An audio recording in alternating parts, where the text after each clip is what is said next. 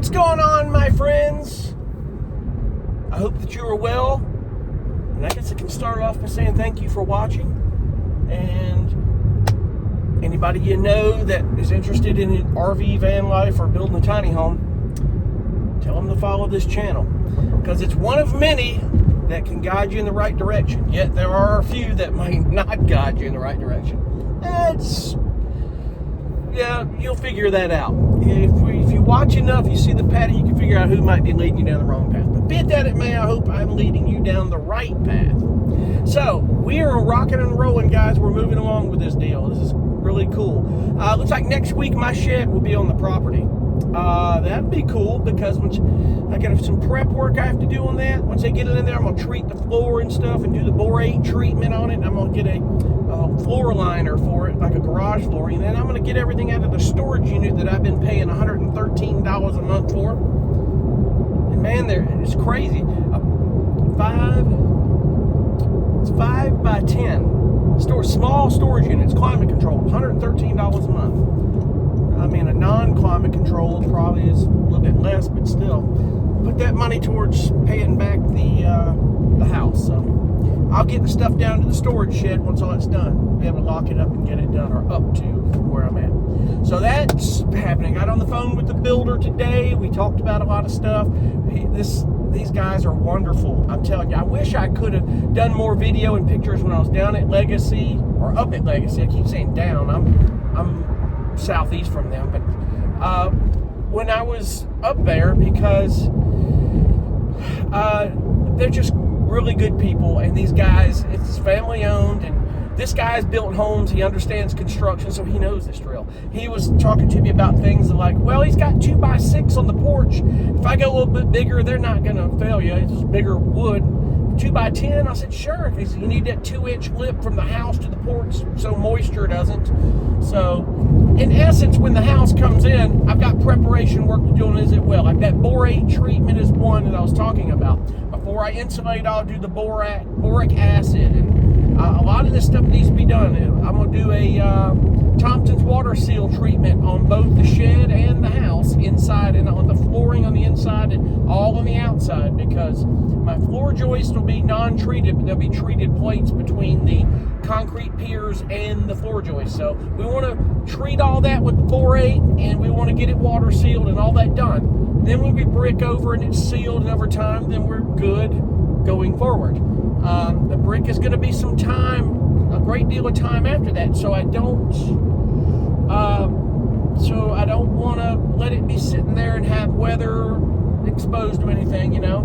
I'll go behind, like when they cut holes for the plumbing, and treat in those edges, you know, as much as I can, try to get all that stuff done. So, you know, the more the merrier. It's crucial to do as much prep work, all of it that you can, and everything someone recommends, whether you think you don't need it, do it anyway. And I can't stress enough that this termite, it's going to be a termite, carpenter ant, and mold and mildew treatment, and water sealing it, as well as treating for roaches and spiders and all that stuff with the boric acid. This stuff is very important because it's going to save you a lot of frustration in the long run. Also, they recommend, and what I'll be doing is on the shed as well, is that flexible caulk. It's caulking around between the wall and the base plate and the subfloor, and around between the studs, where a lot of these things crawl into your house. All that prep work at the front is very important. So as I do that stuff, I'll definitely going to be documenting it. So the borate treatment is a process. It's 6 gallons of a 1-gallon jug, and you mix it all in, and you have a pump sprayer. So my situation, probably 1 gallon is all I need to treat the shed, and then I'll have 5 gallons. I'm gonna have to get bigger than the 5-gallon bucket, because the whole bottle has to go straight into 6 gallons of water, and then you get a mixing paddle and a drill in about 5 to 10 minutes of really extensive mixing, and then you get it in that pump sprayer. Once it's all treated and done completely, and you've used it all, rinse that pump sprayer out if you're going to use it again, or just throw it away. You rinse it out really good, then you can use that pump sprayer again. Just make sure so it doesn't crystallize and harden up. Excuse me. But anyway, we're we talked, the builder and I talked extensively about how they're going to bring that house in, and it's the only thing that's got me worried. But he said, he called me today, he goes, I've noticed you said 36 inches and I had it wrong. It's 30 inches total, but the brick piers are only 24 inches. So I think we're good there. The 12 inches on the floor joist is what brings it up more. So we're good with that. The 24 is fine. They're just concerned with that truck and the machines coming in. There's a palmetto tree I've got right there. It's kind of right there on the edge. It's going to be a little of a challenge, kind of a little bit of a feat, but they'll get through it. They'll do well. Is those center piers, what I'm trying to do is get with the concrete people and say, hey, is there a way, you've got straps and concrete filled on the outside, we'll get those filled. The center piers are for support. Can we do it as I've got the straps?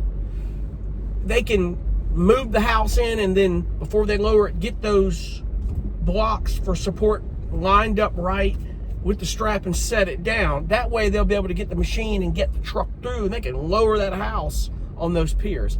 That's what we're searching for. So it's going to be me getting with Lutzen Construction and being very strategic with these guys. So it's just details, folks. I don't care how small or how big of a house you're building, the details are so important, because I went over all this stuff with him today, meticulously about we got to have the underlayment, because when they build these sheds, one thing you need to know, speaking of underlayment, when they put the metal roofing on these sheds, I didn't know this, they don't put an underlayment on your roof. And the underlayment is that waterproof thing that goes over like a Tyvek house wrap. It's that underlayment sheathing. They used to put tar paper on there. And I don't know, sometimes maybe they do still, excuse my hand, they do still do tar paper, but usually it's a different good water, ice and water shield, or, you know, if you live in a place that's a lot of snow and ice, you need that ice and water shield. Put the underlayment and the ice and water shield over it if you can do it. A lot of times you can get decking and sheathing that has underlayment already on it. And if you have to go over it with the ice and water shield, you can do that. I'll tell you one channel to watch, and funny is, I don't know why I still follow them, but they've become the Trenton Alley reality show. I started following Trenton Alley years ago when they started van life. We're talking 5-6 years ago, but they must be making a lot of money with YouTube, because I know they ain't gotten a mortgage and just adding on and building. It'll take 5 years to do it, because it doesn't work that way. They must have done well, and I'm proud of them for that. But they're building their garage and their guest room above it, and he's got the underlayment on the sheathing and taped it really well, but he's had to put ice and water shield over it. You can watch that process, how he does that, and you see what I'm talking about. So moving forward, it's important that you were to do a shed to tiny home conversion, find a good company that will build this for you and work with you. If you're close to South Carolina, Legacy, I can't recommend them so far enough. They're absolutely wonderful. They're in Pickens, South Carolina. So if you're in South Carolina or in the Southeast, find out how far they'll go. It might cost you a little bit more on the shipping, but they can do this for you. But there are other companies I've heard that will do this, smaller companies. Don't go, and I hate to say this, but don't go to these companies like I think it's Grace or Graceland. This company called Graceland. Their siding is not treated, it's junk. They won't work with you on this stuff. They're just a mass production company. They're not personal like this. These smaller companies are personal, so it's the best advice I can give you. That's what I've learned. I had kind of a gut feeling at first, like these guys are a very small family-owned company. I think it's cool. Perfect. It just accidentally fell into my hands, but when the guy at Cool Sheds referred me, I knew that I couldn't go through him because it would have been a mess and it would have cost me a lot more money. So it was less with the lady with Legacy, because she has her own lots and she sells Legacy and other brands, but the company gives her a direct cut of the sales for Legacy and pays her back on that. So she's not buying the sheds and upselling them. She's just getting commission off of it. She has a couple of lots, one in Georgia over the state line from South Carolina, and one in Anderson, South Carolina. And if any of you need her number, let me know. Her name is Cindy Edwards, and with Legacy Sheds. If you look into and you're in South Carolina, get in touch with her. Let me know. Just comment down below. I don't mind. She was absolutely wonderful, and the thing is just trying to get the details, and you know, sometimes details can slip through the cracks. You got to stay on top of these things. I can't stress enough that it may sound like you're being annoying and meticulous, but you're not. You're just trying to make sure everything is done right. And the key on everything you're doing is just like building a house. You have to make sure, you have to stress to these people that everything is done by code. Everything is done to those plans, those engineering plans. It reverts back to, when you do this, just be honest. You want to ask every question and be forthright and honest with your local building departments, your towns, your county. Tell them what you're doing. Tell them they're building it to these plans, which, the first thing you need to do is just pay an architect engineer to get you the plans. Tell them what you're going to do. You'll find one that'll do it. The one I was with said, I did this for a friend of mine. We did it. I understand what you're doing. He's like, that's awfully small. I'm like, hey, I've lived in RVs, man. I'm good with it. I love it. It's a 500 square foot studio apartment. Perfect. I'm good with it. And it's going to keep me out of a damn 30-year mortgage, and I'm happy with that too for right now. Plus, I have the option, as I said before, to build another house in the front of that if I want to do it. So I have that option. It's good. You want this to become real estate. You don't want this to where your home insurance won't cover it. You don't want it to where it's not, if somebody comes snooping around and asks, did you get permits for that? And you say no, you don't want to be in a situation where you can get in a lot of legal trouble, because that can happen. I'm telling you, I don't care where you're at. You get lucky if you tie it to your own house and your own property. However, if they were to come snooping and they want to find out that you were taking 50 amps off your house and plugging it in there and doing it without a permit, they can pull the power from the whole property. And that's something you don't want to get into. I'm not saying that it would. I'm not saying that it wouldn't happen, because it can. I'm not saying it has happened everywhere, because some states it's just a little lax. You get out in the middle of nowhere in Texas, some of these counties, or northern New Mexico, or northern Arizona, or out in the desert, it may be a little lax. I really don't know. But you have in those places a lot of people doing off-grid, which is cool. If you do that right, off-grid living, if you really manage it right, can really be cool and cost-effective. Especially in places where you're just not getting power, water, and sewer. You get water, but you may have to rain collect to do something crazy. And that's... there's a channel called Element Van Life. He started out in the Honda Element, which is another topic. If I had known years ago when I had my Honda Element what I know now, I'd have taken care of that thing and kept it. I'd still have it. I love that car. It was the coolest car I ever had. But watch his channel. He's got an off-grid property and a house, like a cabin up in northern New Mexico. There's another thing that's ideal. They had their challenges. Trust me. And out there in the desert, up in those mountains, you got a challenge with mice.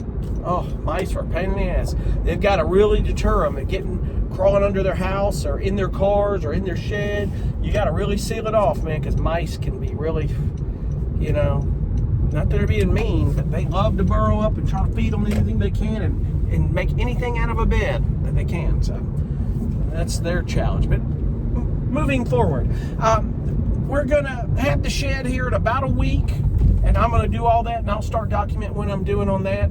Before I do anything, though, I got to get out to the property, and I've got to start prepping that 10 by 16 area. I got to get some 6mm plastic to coat that bottom to keep anything from growing through and moisture up under the shed. It's treated wood, but you just want anything possible. I don't want anything growing up under there. Weed eat around the shed, but directly up under, I want to be able to get all that and make sure there's no roots or anything growing up under, get that all out of there. It's going to take a little work, but it's part of the process. Lupson Construction is going to prep the land where the house is, so I don't have to do that. They're going to have to get all that vegetation, all that cut out of there, and level all that. They're going to build a pad where it's going to come up, and it's going to be okay. So, other than that, they're talking. As soon as I get the windows ordered, he can start building the house. But I told him, I said, excuse me, this lady's, I don't know what she's doing. Let me back up here. Sorry, guys. I told him, I says, no crazy hurry, because we're going to have to go through 2 tiers of concrete inspection. And he knew that. They've got to do my footings and the straps and all the rebar, and they have to inspect those before they do the piers. So I'm looking for several weeks to go through of just getting the concrete scheduled and then trying to get the inspectors out there. I don't know how backed up they are. So, I'm not in a hurry here, but it's going to be a little bit of a process. We have so much construction going on around here that the people who pay the most money in the permits get priority in that deal. Small fish like me have to wait in line. Hence, it took 4.5, almost 5 weeks for me to get my plans back, which is fine. I knew it was 4 to 6 weeks going into it. They beat it by a week and a half. I was good with that. So other than that, all is well. We're rocking and rolling, and I'm going to document this. I'm going to do the best I can to try to document as much as I can. I want to get maybe my GoPro camera on a tripod, and I want to put it in the corner of the room or where I'm at and just kind of do some documenting. I want to do some better footage and try to do this like I did when I built my van. And if you want to go, there's a playlist of how I built my van. Go watch that playlist, because I did a lot of cool stuff, and there was things I might do a little bit differently that if I do another van, it's going to be kind of cool that I've learned, especially with insulation. It was real cool. The way I did it was ideal. There was another technique I thought was cool, that even less expensive and less taxing.